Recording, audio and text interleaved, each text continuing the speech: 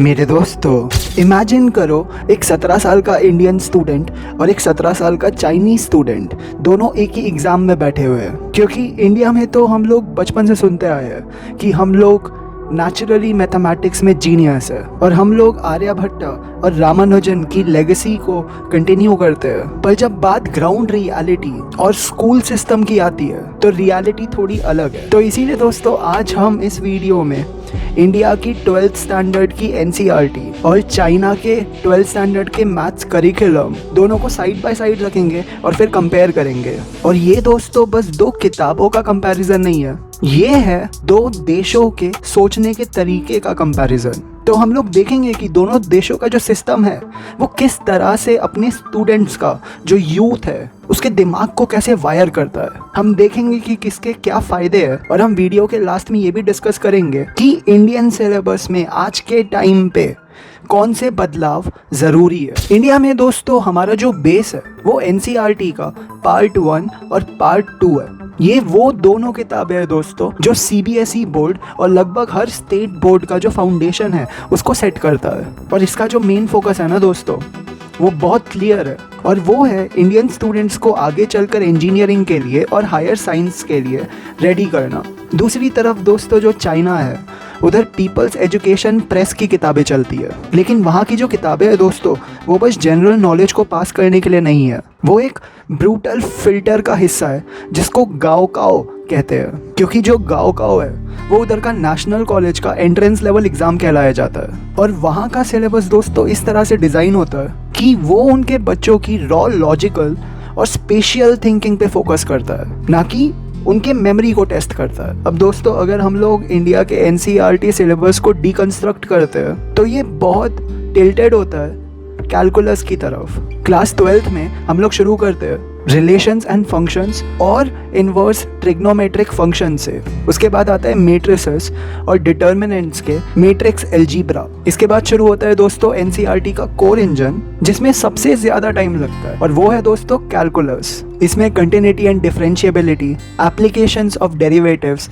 Integrals और differential equations शामिल होते हैं। तो एक इंडियन स्टूडेंट जो होता है वो अपने साल का आधा जो टाइम है वो सिर्फ कर्व्स के अंडर का जो एरिया है उसको निकालने में और कॉम्प्लेक्स फंक्शंस को इंटीग्रेट करने में निकाल देता है। इसके बाद vectors, 3D geometry, linear programming और प्रोबेबिलिटी आता है। तो एनसीईआरटी सिलेबस का जो पर्पस हो गया वो है आपको एडवांस्ड मैथ्स और कंप्यूटेशनल टूल्स का काम सिखाना। जो इंटीग्रेशन और डिफरेंशिएशन होता है ये वो सब्जेक्ट्स है जो mechanical engineering, thermodynamics, quantum physics in topics में सीधे काम आता है। अब चलते हैं दोस्तों चाइना की तरफ। जो चाइना का 12th स्टैंडर्ड का मैथ सिलेबस है उसमें एक बहुत बड़ा शॉकिंग फैक्टर है, क्योंकि वहाँ पे ना दोस्तों इंटीग्रल कैलकुलस में इतना फोकस नहीं होता जितना इंडिया में होता है। उनका मेन फोकस एनालिटिकल ज्योमेट्री और अलजेब्रा पे होता है। तो जो एक चाइनीज स्टूडेंट है वो अपना maximum time conic sections, parabola, Ellipsis और हाइपरबोलास के जो कॉम्प्लेक्स इंटरसेक्शन होते हैं उसको सॉल्व करने में बिताता है। उनके 12th स्टैंडर्ड के सिलेबस में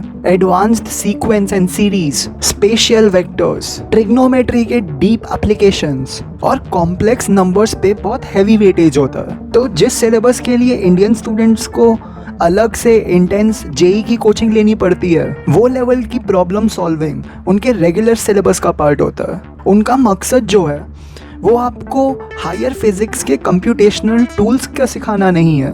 उनका मकसद है कि आपके जो ब्रेन के एनालिटिकल सर्किट्स है उसको ओवरलोड करके चेक करना कि आप एक्सट्रीम प्रेशर में प्रॉब्लम्स को विजुअलाइज कैसे करते हो। तो ये जो दोनों सिस्टम्स हुए दोस्तों इन दोनों के अपने ही फायदे हैं और इन दोनों के अपने ही फ्लॉज है। इंडियन एनसीईआरटी जो है उसका जो सबसे बड़ा एडवांटेज है वो ये है कि वो आपको आपके फ्यूचर के लिए टेक्निकली साउंड बना देता है। क्योंकि दोस्तों जो कैलकुलस का जो स्ट्रॉन्ग बेस होता है इंडियन स्टूडेंट्स में उसकी मदद से इंडियन स्टूडेंट्स कॉलेजेस में फिजिक्स और इंजीनियरिंग कॉन्सेप्ट्स को बहुत अच्छे से ग्रास्प कर पाते हैं। पर दोस्तों प्रॉब्लम ना इसकी अप्रोच में है, क्योंकि जो एनसीईआरटी का सिलेबस है वो टाइम के साथ ना रट्टेबाजी का शिकार बन चुका है। मतलब जो बच्चे अपने 12th स्टैंडर्ड में, वो लोग इंटीग्रेशन के जो स्टैंडर्ड टेम्पलेट्स है उनको याद कर लेते हैं, और जब एग्जाम में एक स्टैंडर्ड टेम्पलेट का क्वेश्चन आता है तो वो उसे सॉल्व कर पाते हैं। पर अगर उसी फॉर्मेट में थोड़ा सा ट्विस्ट दे दे,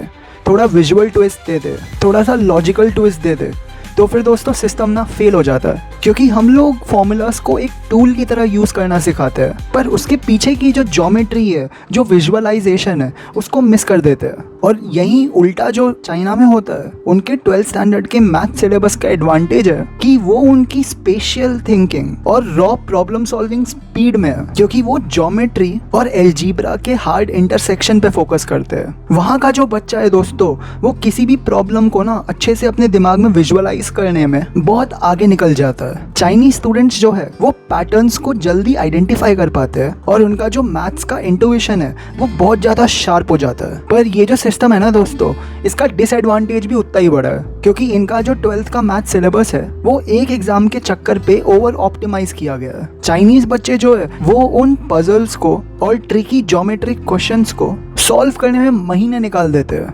जिनका रियल वर्ल्ड इंजीनियरिंग या फिर मॉडर्न फिजिक्स में कोई डायरेक्ट कनेक्शन होता ही नहीं। तो चाइनीज स्टूडेंट्स जो है वो एक मैथ्स के पजल को सॉल्व करने की मशीन बन जाते हैं, जिसमें साइंटिफिक मॉडलिंग की जो जगह है वो बहुत कम बच जाती है। जब हम इन दोनों अप्रोचेस को सामने रखते हैं दोस्तों, तो एक चीज़ ना बहुत क्लियर हो जाती है कि ये दोनों अप्रोचेस बहुत अधूरी है, और ये बात भी क्लियर हो जाती है कि इंडिया को अपने मैथ्स के करिकुलम को अपग्रेड करने की बहुत ज़रूरत है। आज के एआई और मशीन लर्निंग के दौर में सिर्फ लंबा चौड़ा इंटीग्रेशन सॉल्व करना काफ़ी नहीं रहा, क्योंकि ये जो काम है ना दोस्तों, ये कंप्यूटर्स मिली सेकेंड में कर लेते हैं। हमारे जो बच्चे हैं उनको सीखना पड़ेगा कि कोई रियल वर्ल्ड प्रॉब्लम को मैथमेटिकली फॉर्मुलेट कैसे किया जा सकता है। इंडियन सिलेबस जो है मैथ्स का, उसमें जो रट्टेबाजी वाले इंटीग्रेशन के क्वेश्चंस है उसको ट्रिम करना पड़ेगा दोस्तों। वहाँ पे उसके बदले एब्स्ट्रैक्ट लॉजिक, डेटा एनालिसिस और स्पेशियल ज्योमेट्री को और डीप करना पड़ेगा। हमें अपने बच्चों को दोस्तों ऐसी मैथ्स पढ़ानी पड़ेगी ना जो दिमाग को खोल के रख दे,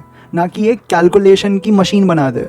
इंडिया में ना दोस्तों हम अक्सर इस इल्यूजन में रहते हैं कि हमारे देश से इतने सारे ग्लोबल टेक सीईओज निकल के गए हैं, तो अपना जो मैथ्स का सिस्टम है वो फ्लॉलेस है।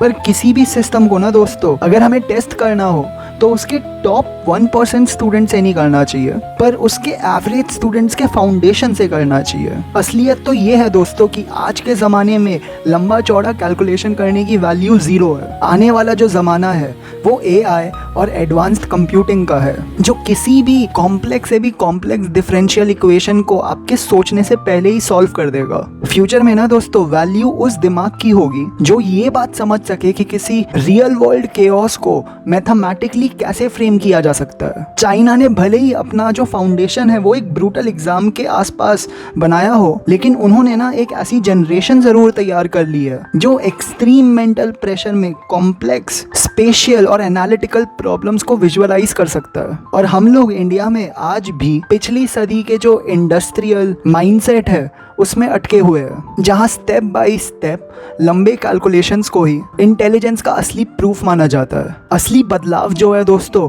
वो एक नई एनसीईआरटी बुक छापने से नहीं आएगा। बदलाव इस चीज से आएगा कि हमारी जो एजुकेशन सिस्टम है वो बच्चों को किस चीज के लिए रिवॉर्ड कर रहा है। जब तक हमारे 12th के बोर्ड एग्जाम्स जो है वो पिछले 10 साल के रिपीटेड क्वेश्चंस को रटने पे मार्क्स देते रहेंगे, तब तक दोस्तों सिलेबस कितना भी मॉडर्न हो जाए, अपने बच्चों का जो दिमाग है ना उन्हीं पुराने तरीकों से चलता रहेगा। अगर हम लोग वाकई अपनी जो मैथमेटिकल लेगेसी है उसको आगे बढ़ाना चाहते हैं तो हमें ना दोस्तों नंबर्स को वापस एक क्रिएटिव और लॉजिकल भाषा बनाना पड़ेगा। मैं चाहता हूं दोस्तों अगर आपने इस वीडियो को इस पॉइंट तक देखा है तो ज़रूर आप कमेंट करें कि आपके हिसाब से हमारे 12th स्टैंडर्ड के मैथमेटिक्स सिलेबस को कैसे चेंज किया जाना चाहिए, क्योंकि जब हम ऐसी बातों को डिस्कस करना शुरू करेंगे तभी ये सिस्टम चेंज हो सकता है दोस्तों, वरना ये सिस्टम ऐसा का ऐसा ही रहेगा।